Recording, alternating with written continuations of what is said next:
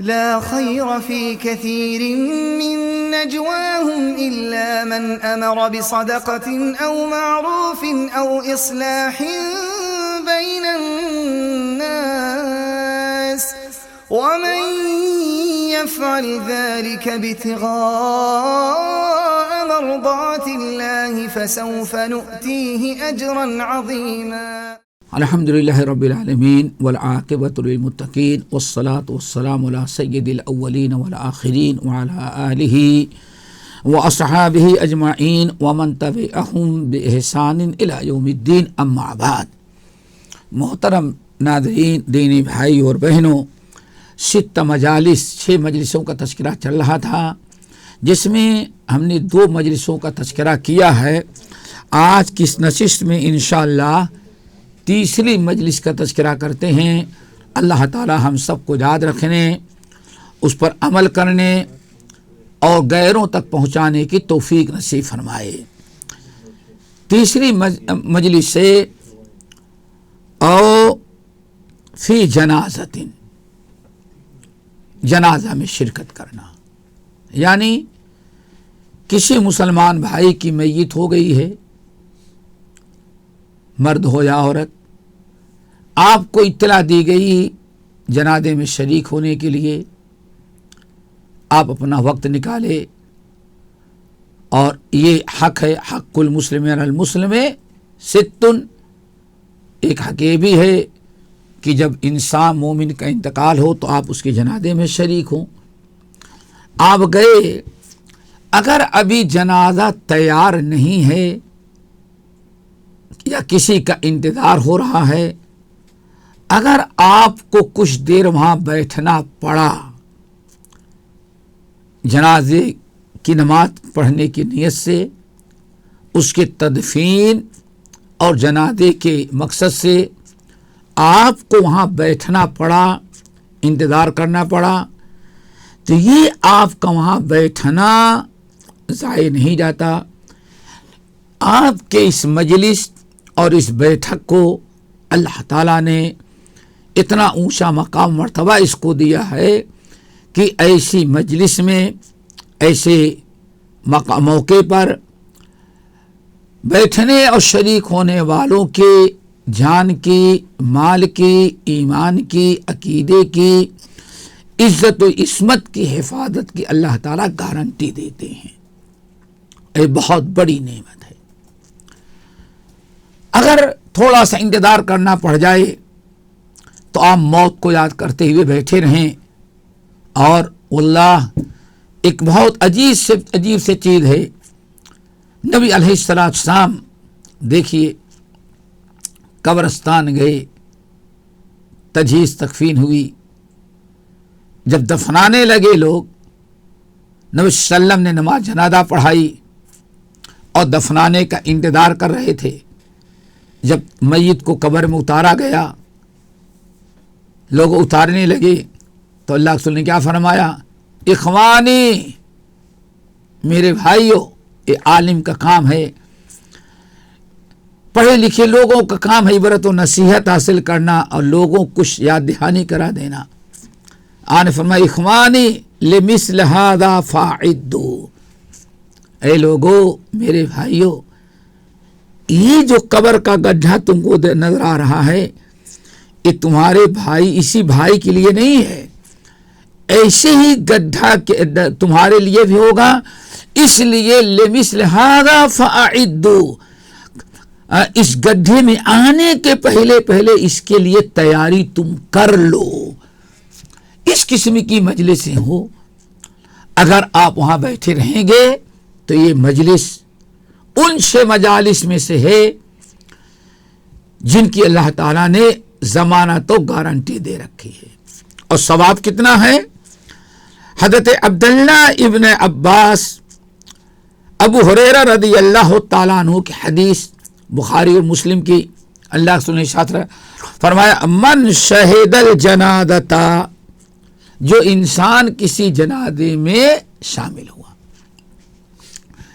گیا، انتظار کیا، جنازے کی نماز ہونے لگی تو نماز جنازہ اس نے پڑھ لیا، اخلاص کے ساتھ پڑھا، اخلاص کے ساتھ میت کی دعا کی، میت کے حق میں دعا کی، اللہم اغفر لحینا و میتنا و شاہدنا، یا اور دعائیں۔ اب اگر نماز جنازہ پڑھ کر کے اس کے پاس ٹائم نہیں ہے، واپس آنا چاہے تو اس کے لیے اجازت ہے، واپس آ جائے اور اس کو فضیلت حاصل ہو گئی۔ جنازے میں شریک ہونے والی اور وہاں بیٹھ کے انتظار کرنے والی جو مجلس کی فضیلت تھی، اللہ نے اس کو اپنے ضمانت میں لے لیا، وہ فضیلت حاصل ہو گئی۔ اور اس کے علاوہ ایک اور فضیلت، اگر وہ صرف جنازہ پڑھا، جنازہ پڑھ کر کے واپس آ گیا، تو ایک قرات کے برابر اللہ تعالیٰ اس کو جنازے کی نماز کے پڑھنے کا ثواب دیتا ہے، ثواب دیا۔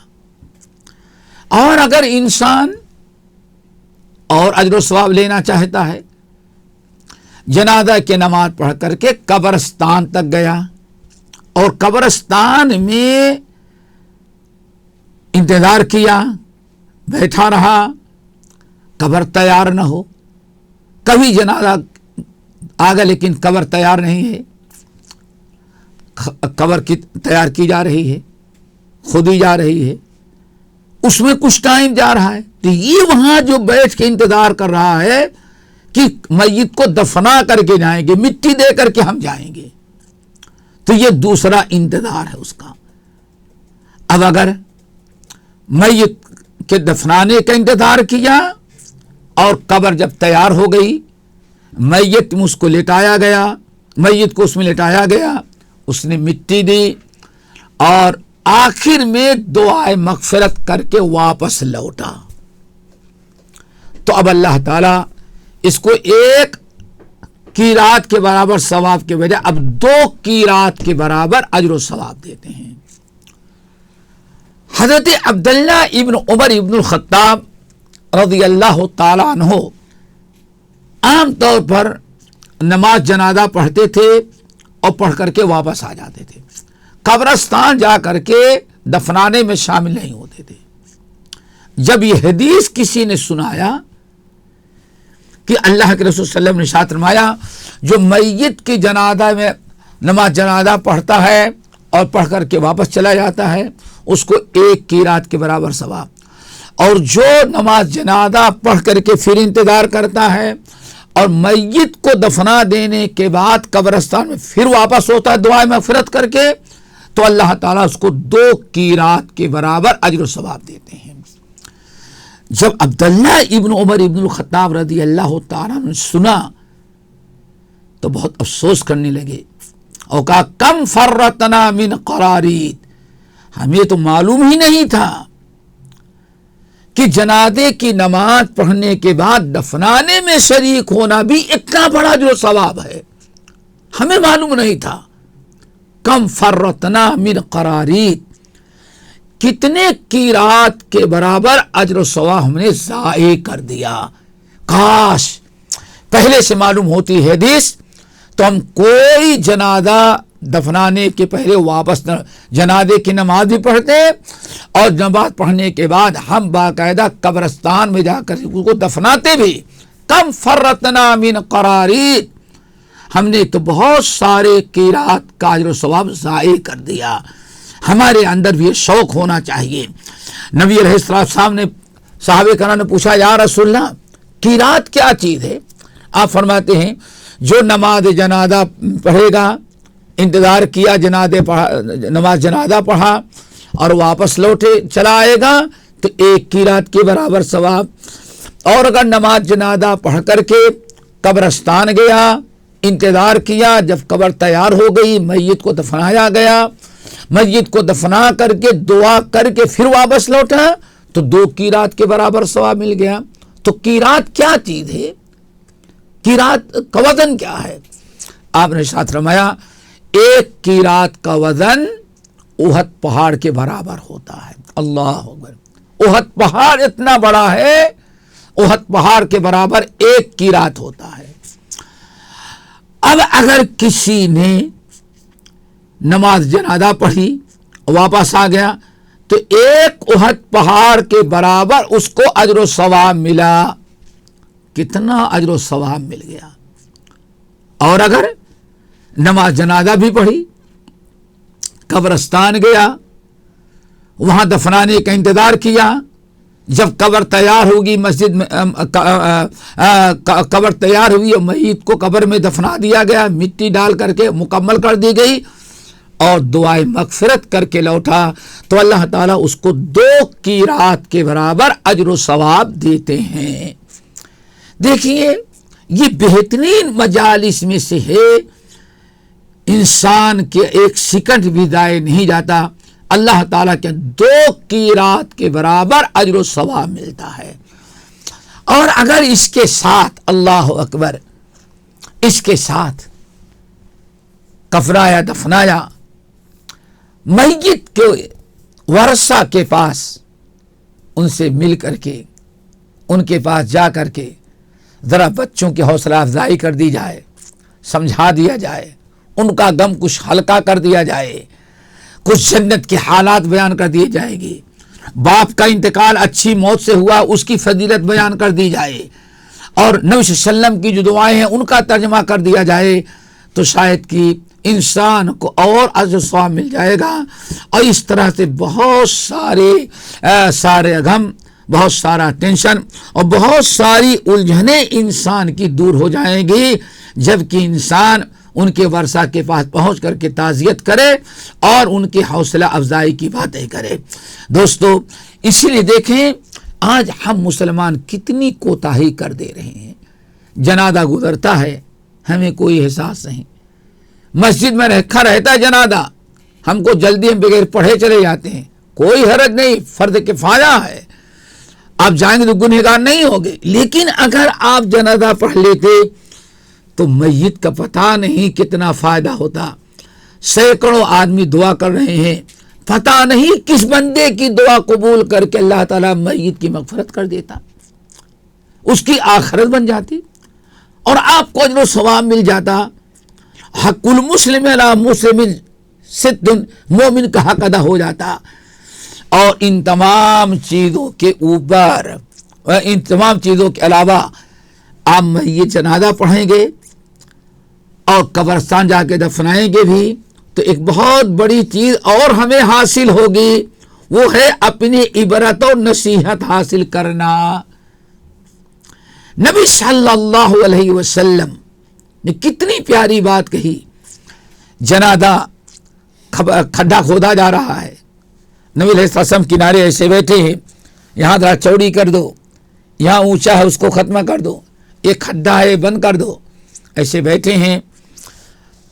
صحابی سامنے گئے کہ دیکھیں اللہ رسول بیٹھے ہیں، کیا کر رہے ہیں؟ اللہ اکبر. برا ابن عازب رضی اللہ تعالیٰ عنہ کہتے ہیں میں نے دیکھا کہ نبی علیہ السلام قبر کے کھڈے کو دیکھ کر کے رو رہے ہیں، اتنے آنسو ٹپک رہے ہیں کہ آنسو داڑھی پر، داڑھی سے ٹپک کر کے سامنے کی مٹی گیلی ہو رہی ہے. کیوں میرے دوستو؟ ہم اگر قبرستان تک جائیں گے، قبر کے کھڈے کو دیکھیں گے، میت کا حشر دیکھیں گے، تو ہمارے اندر آخرت کی تیاری، عذاب قبر سے بچنے کی، دنیا سے بے رغبتی، ساری چیزیں پیدا ہو جائیں گے. آپ برا بن عازب کہتے ہیں میں اس طرف تھا کہ دیکھیں اللہ رسول کیا کہتے ہیں. پھر اللہ رسول نے ارشاد فرمایا اخوانی، میرے بھائیو، یہ قبر کا کھڈا دیکھ رہے ہو، یہ صرف اس کے لیے نہیں ہے، ہم سب کو ایسے ہی قبر کے کھڈے میں اکیلے تنہا جانا ہے کفن لے کر کے، اس لیے فاعدوا، میرے بھائیو ابھی زندہ ہو، اس کی تیاری کر لو. تو یہ ہے تیسرا عمل جس سے انسان، تیسری مجلس جس میں شامل ہونے والا انسان اللہ تعالیٰ کی گارنٹی اور اللہ تعالیٰ کی حفاظت میں ہوتا ہے. اللہ تعالیٰ ہم سب کو عمل کی توفیق نصیب فرمائے اور ایسی مجلسوں میں بڑھ چڑھ کر کے حصہ لینے اور شریک ہونے کی توفیق دے. باقی 3 مجلسیں اور ہیں جن کا تذکرہ انشاءاللہ ہم اگلی نشستوں میں کریں گے. اللہ تعالیٰ ہم سب کو عمل کی توفیق نصیب فرمائے. اقول قولی ھذا واستغفر اللہ من کل ذنب واتوب الیہ.